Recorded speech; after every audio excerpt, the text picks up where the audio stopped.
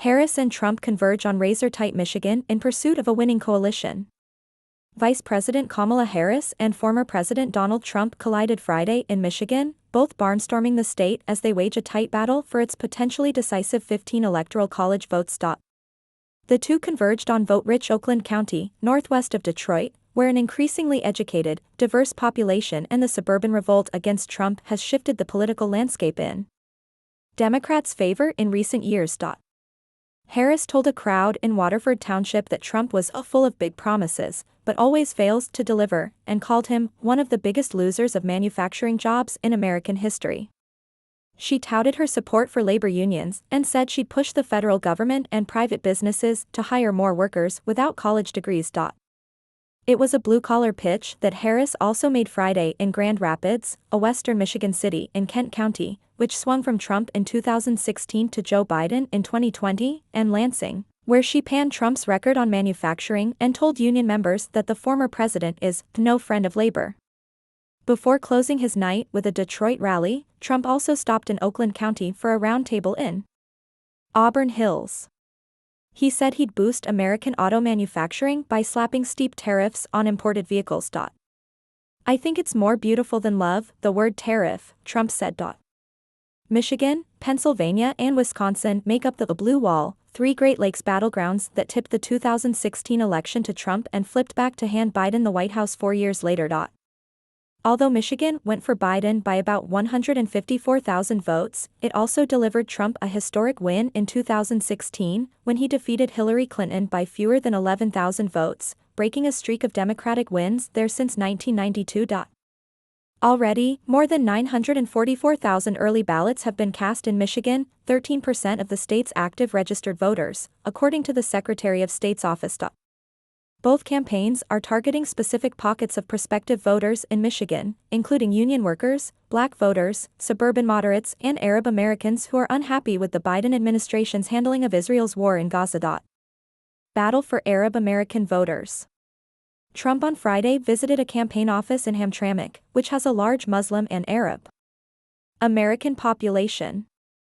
He stood with the city's mayor, Amr Khalib, who recently endorsed the former president. Trump, who has vowed to conduct mass deportations of undocumented immigrants if re-elected, at one point was asked by the mayor, "One thing that the Democrats keep sending to our community to scare them that you will come and deport them, although some of them are second- and third-generation immigrants. So I want you to respond to these accusations and here delivering to our community. What would you say to them?" "Fake news," the former president responded. Earlier in the day, Trump had told reporters he planned to speak soon to Israeli Prime Minister Benjamin Netanyahu, who he said is doing a good job. He said Biden is trying to hold him back, and he probably should be doing the opposite. Harris, hours later in Waterford Township, acknowledged the very difficult year for members of the Arab American community. She touted the support of Arab American leaders, and named Wayne County Deputy Executive Assad Turf, but said she recognized that Israel's military campaigns in Gaza and in Lebanon have troubled members of the sizable Arab American and Muslim communities, who she said have deep and proud roots in the Detroit metro area. Harris also reiterated her belief that the death of Hamas leader Yahya Sinwar could create an opportunity to renew negotiations for a ceasefire and hostage release deal between Israel and Hamas. Sinwar's death can and must be a turning point. Everyone must seize this opportunity to finally end the war in Gaza, bring the hostages home and end the suffering once and for all, she said. And I continue to believe diplomacy is the answer to bringing lasting stability across the Israel-Lebanon border. Harris targets Trump's blue-collar appeal. Earlier in the day, the vice president spoke to union members in Lansing, where she played clips of Trump disparaging the labor of auto workers, attacking United Auto Workers president Shawn Fain and saying he used to hate to pay overtime when he oversaw his companies prior to entering politics. Trump has courted auto workers in Michigan with pledges to impose steep tariffs on vehicles imported from Mexico and China. He has also proposed making interest on car loans tax-deductible.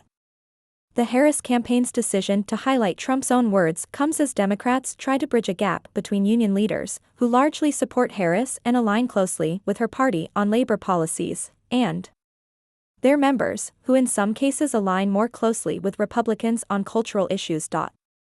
Listen to his words, Harris said after the 35-second video played for the audience. He's saying that auto workers are essentially engaged in child's play, that children can do it.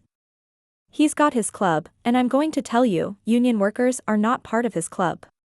Let's be clear about that. No matter what he does at his rallies, she added. To compare it to child's work? When we hear, no, the work you do is complex. You do it with great care. You work hard. You are highly skilled. You are highly trained, and the best auto workers in the world is who you are.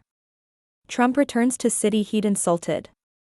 Trump's visit to Detroit was his first back to the Motor City since insulting it at a Detroit Economic Club event last week. In those remarks, Trump compared Detroit, the state's largest city, to a developing nation, and warned that if Harris wins on November 5, the whole country will end up being like Detroit. Michigan Democratic Governor Gretchen Whitmer's Fight Like Hell PAC launched a radio ad Friday highlighting Trump's disparagement of Detroit. Donald Trump recently came to Detroit and talked trash about our city. He called Detroit a failure and a mess. We know he's wrong. Detroiters don't give up on each other or their city, something Donald Trump will never understand, Whitmer says in the 30-second spot.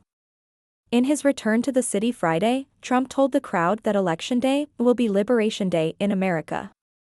Trump said that he thought Detroit has such great potential, but that Democrats have been wreaking havoc on this place and undermining its long-promised comeback. I am proclaiming to the people of this state that by the end of my term, the entire world will be talking about the Michigan miracle and the stunning rebirth of Detroit, he said.